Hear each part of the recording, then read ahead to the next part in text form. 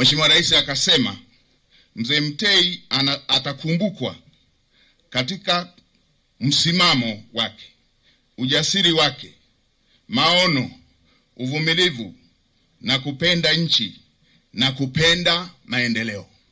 Mheshimiwa Rais amenielekeza kama mtendaji mkuu wa serikali kumuenzi Mzee Mtei kwa vitendo.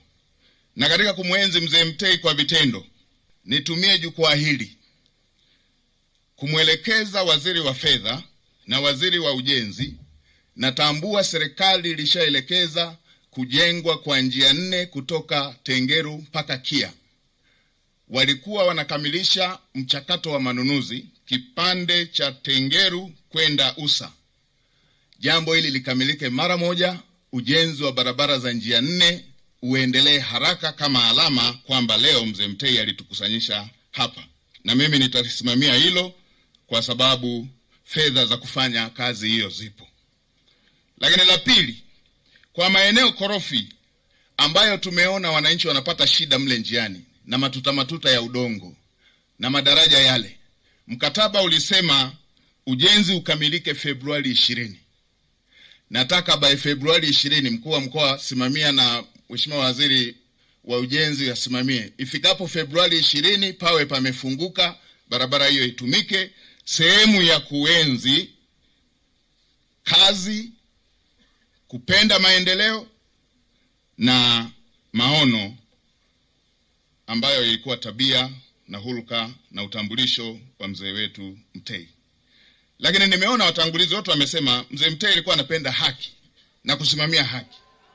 Shamba la Mringa Estate lilikuwepo hapa, na katika mchakato kulikuwa kumeelekezwa baadhi ya wananchi wanufaike, na sehemu yao hiyo ilikuwemo kwenye ambayo ilitakiwa ikabidhiwe kama sehemu ya makabidhiano. Niliambiwa wanunuzi Bajuta Estate na bodi ilipokaa kuna sehemu walibadilisha na wakaingia kwenye mzozo.